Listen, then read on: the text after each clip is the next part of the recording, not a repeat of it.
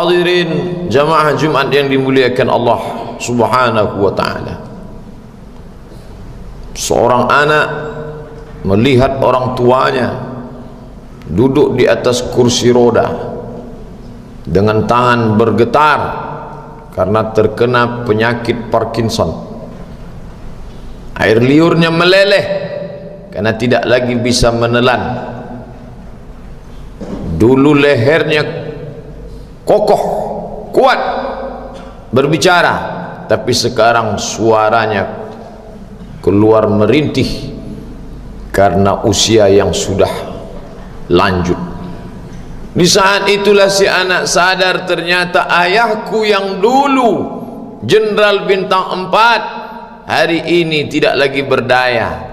Dia terduduk di atas kursi roda dengan tangan menggeletar, air liur meleleh. Dulu kalau dia berjalan tegap, langkahnya kokoh, kalau dia bersuara keras, anak-anak buahnya takut, menggeletar mereka menghadapnya.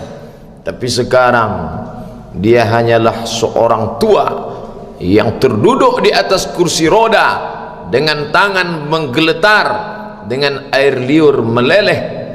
Dia hanyalah seonggok daging yang akan membusuk kalau ruh sudah keluar dari jasadnya. Dia hanyalah akan menjadi santapan cacing tanah. Foto-foto kenangan di masa muda, tersenyum dia memperhatikannya, tapi matanya pun tidak lagi terang melihat masa lalu itu. Semua tinggal kenangan. Dulu pasangan hidupnya, istrinya, sekarang hanya tinggal memori masa lama. Lalu apa yang akan dia bawa menghadap Allah Subhanahu wa ta'ala? Maka tak lain tak bukan adalah allazi khalaqal mauta, dia yang menciptakan mati, wal hayata, dia yang menciptakan hidup. Untuk apa dibuatnya ada hidup ada mati? Liyabluwakum ayyukum ahsanu amala, untuk melihat siapa yang paling baik amalnya. Hari ini kita tidak duduk di atas kursi roda. Hari ini kita sedang sehat walafiat. Tapi banyak saudara-saudara kita di luar masjid sana yang dalam keadaan sehat walafiat, lebih sehat dari kita. Kenapa tidak bisa bersama dengan kita hari ini? Karena mereka sedang musafir. Allah membolehkan mereka untuk jamak takhir, untuk solat zuhur, karena mereka di luar sana sedang sibuk urusan yang tak mungkin ditinggalkan. Mereka pun dalam keadaan darurat. Tapi ternyata ada yang tidak musafir, tidak sibuk, sehat walafiat. Kenapa mereka tidak ada bersama kita? Ada satu nikmat besar yang dicabut Allah, nikmat istiqamah iman dan Islam. Oleh sebab itu hari ini nikmat besar itu ada dalam diri kita. Kita sehat walafiat, kita tidak musafir, tidak sakit, kita pula dalam keadaan aqil dan baligh, sehat fisik, sehat mental. Tapi yang paling besar di antara nikmat itu adalah takut meninggalkan salat Jumat. Man tarakal jumu'ata thalatha marratin tahawunan, siapa yang meninggalkan salat Jumat 3 kali berturut-turut, tidak ada uzur syar'i karena menyepelekan perintah Allah, taba'allahu ala qalbih, Allah mengunci pintu hatinya, maka hidayah tidak lagi masuk ke dalam telinganya. Inilah azab di atas azab. Karena azab yang pertama kali itu di dalam hati. Khatamallahu ala qulubihim, hati terkunci. Setelah hati terkunci, wa ala sam'ihim, telinga tersumbat. Setelah telinga tersumbat, wa ala absarihim ghishawah, mata tertutup. Kalau sudah telinga tersumbat, nasihat tak bermakna. Kalau sudah mata tertutup, segala yang dilihat tak lagi menjadi iktibar pelajaran. Itu semua berawal dari hati yang terkunci. Salah satu yang menyebabkan hati terkunci, meninggalkan salat Jumat tanpa uzur syar'i. Nikmat besar diberikan Allah. Hari ini kita bisa duduk bersama di dalam rumah Allah. Idza nudiya lis-salati min yaumil jumu'ah, kalau engkau dipanggil melaksanakan salat Jumat, fas'au ila dzikrillah, bersegeralah menyambut panggilan Allah. Wadharul bai', tinggalkan jual beli. saudara kita yang terbaring di rumah sakit hari ini, sayup-sayup suara azan dari masjid rumah sakit masuk ke telinganya. Dia menonton di televisi acara live solat Jumat, tapi saat itu dia hanya mampu terbujur kaku, ruhnya masih ada dalam jasad. Anaknya tidak bisa berada di sampingnya karena security tidak mengizinkan keluarga berada di dalam ruang ICU. Dia duduk di dalam, suara terdengar, azan bersahutan, hayya 'alas salah, mari salat, hayya 'alal falah, mari menuju kemenangan. Dia hanya bisa meneteskan air mata. Kenapa? Kalau dulu dia waktu sehat sempat beribadah, penyesalannya tidak terlalu banyak. Tapi kalau di saat sehat walafiat tak sempat untuk menempelkan kening ke lantai, tak sempat melangkahkan kaki ke rumah Allah, tak sempat mendengarkan khutbah, maka tak ada duka di atas duka. Air mata yang meleleh tak dapat mengembalikan masa lalu. Lan tarji'al ayyamul lati madat, yang lalu tak dapat diulang kembali. Air mata darah menangis, yang sakit tak akan sembuh, yang mati tak akan hidup.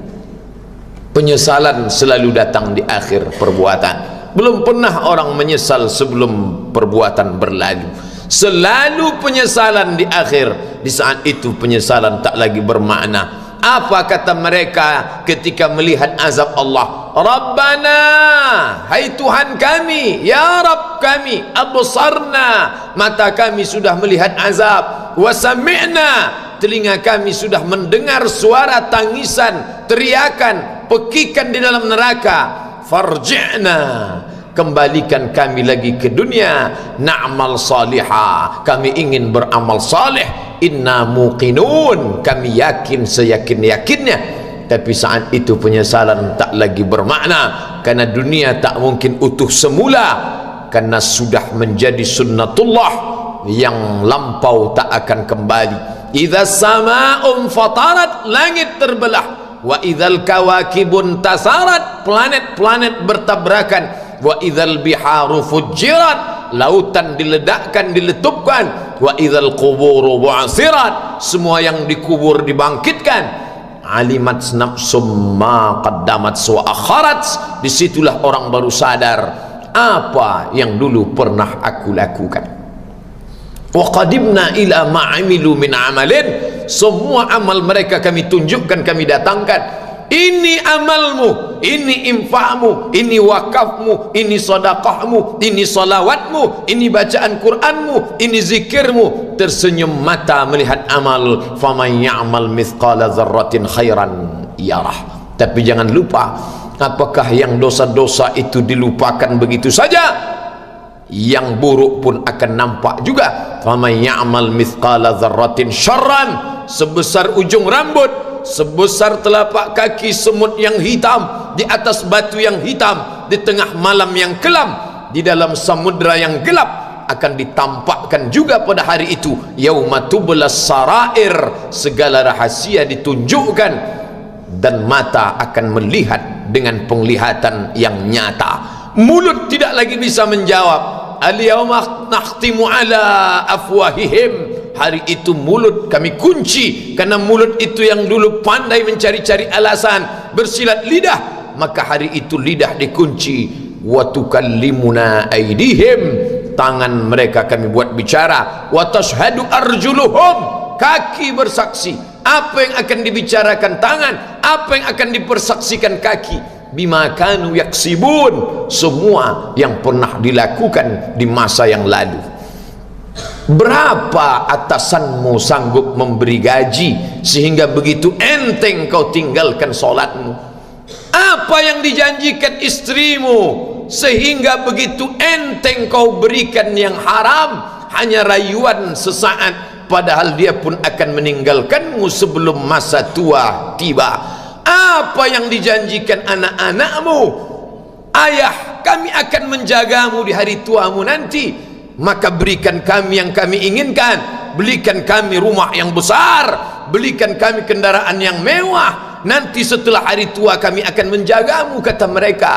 Tapi setelah kita tua, dosa-dosa begitu banyak terkumpul, mereka pun meninggalkan kita di panti jompo yang penuh dengan kesunyian, hening, sepi, suara cucu tak terdengar menangis, karena mereka pun malu mengakui kita sebagai orang tua. Suapkanlah yang haram ke mulut mereka, berikanlah yang batil ke dalam perut mereka, itu hanya akan menjadi azab di dunia sebelum hari kiamat tiba. Ish ma syi'ta, hiduplah sesuka hatimu. Ish ma syi'ta, apa yang mau kau makan, makanlah. Apa yang akan kau bekerjakan, kerjakanlah. Fa innaka mayyit, tapi ingat, kau akan menjadi mayat, kau akan mati. Semua akan diminta pertanggungjawaban di hadapan Allah Subhanahu wa ta'ala. Hari ini orang boleh tertawa, hari ini orang boleh merasa dunia dia yang punya, tapi sampai masanya yang hijau akan berubah menguning, yang kuning akan mati, yang mati akan menjadi debu, yang debu ditiup angin hampa tak bermakna. Lalu apa yang akan dibawa menghadap Allah Subhanahu wa ta'ala? Amal saleh. Kalau pernahlah mulut itu membaca sepotong dua potong ayat sebelum berangkat bekerja, kalau sempatlah masuk ke kamar mandi mengambil air wudhu, solat sunat duha sebelum berangkat bekerja, kalau sempatlah ketika duduk dalam suasana santai membuka iPad lalu dibuka Quran digital sambil melihat beberapa ayat merenungkan maknanya, mengingat mati, kalau sempatlah mulut mengucapkan subhanallah wa bihamdihi subhanallahil azim, kalau sempatlah anak istri dibawa ke masjid iktikaf mendengarkan pengajian, kalau sempatlah beberapa persen dari pendapatan itu dilimpahkan ke rumah anak yatim panti jompo masjid, kalau sempatlah beberapa meter tanah dibeli untuk pembebasan mendirikan rumah Allah, kalau sempat memberikan beberapa karpet untuk rumah yang selalu ditinggalkan, kalau sempatlah membelikan beberapa kilo beras untuk yatim piatu dan panti jompo, itulah yang akan menolong di hadapan Allah. Adapun rumah besar dengan beberapa semen, dengan beberapa busi yang banyak, semua akan menjadi tinggal kenangan. Mereka akan menjual, membagi-baginya. Tanah yang dulu harganya semeter 100.000 sekarang sudah menjadi 5 juta. Mereka akan bagi-bagi itu semua kepada ahli waris. Lalu kita hanya membawa 3 helai kain tipis yang tidak berjahit, dan itu semua menjadi milik orang. Kalau dulu mereka kita didik dengan pendidikan yang baik, di tengah malam mereka bangun menetes air matanya, lalu dia berdoa, Rabbighfirli wa liwalidayya warhamhuma kama rabbayani shaghira, seperti tetesan embun di tengah gurun Sahara yang panas. Kalau sempatlah mereka berdoa, Allahumma ighfir lahu warhamhu wa'afihi wa'fu anhu, maka mengalirlah air yang sejuk ke tenggorokan yang kering. Kalau sempatlah mereka membeli makanan, diundangnya anak yatim, diusapnya kepala, ya Allah, terimalah sedekahku ini untuk almarhum ayahku, almarhumah bundaku, aku tak dapat membalas budi baik mereka, ya Allah, mereka sudah mendahului aku. Maka akan mengalirlah itu sebagai perlipur lara di tengah alam barzah sementara kiamat tiba. Tapi kalau mereka hanya dididik dengan keduniawian, dididik dengan kemewahan, disumbat mereka dengan materi, tak pernah diingatkan pada mati, ketika kita mati mereka pun juga akan mati perasaan ingatannya. Paling celaka lagi, mereka mengingat kita dengan mengantarkan bunga, mereka mengingat kita dengan pakaian hitam, mereka mengingat kita dengan suara musik, mereka mengingat kita dengan memajang foto kita besar-besar di dalam rumah, dan itu hanya menjadi penghalang rahmat Allah turun, tidak berkesan sedikit pun. Mereka sedang menyangka kalau dinyanyikanlah lagu kesenangan kita, terobat rindu hatinya. Kalau dipajangnya foto kita, dilingkarkannya karangan bunga, puas rindunya. Padahal itu tidak membuat pengaruh apapun kepada kita di alam barzah. Maka sayang, buatlah sayang yang mengingatkan sesudah mati.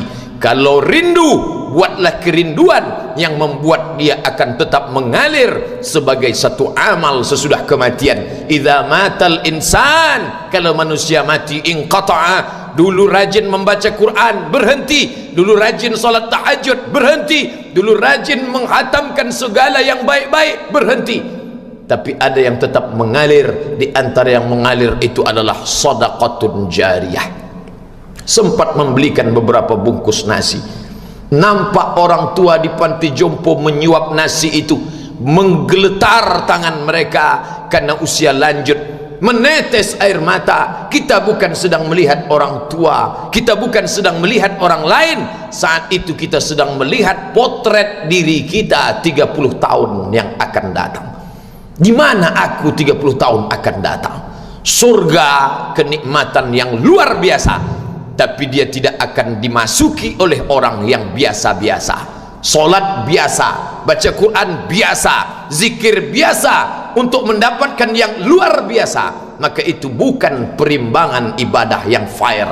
Hanya dengan solat wajib biasa, hanya dengan baca Quran biasa, hanya dengan zikir biasa, hanya dengan sedekah biasa, berharap akan masuk ke dalam surga yang luar biasa, maka sungguh bukan suatu perimbangan perniagaan yang seimbang antara makhluk dengan Khalik Allah subhanahu wa ta'ala.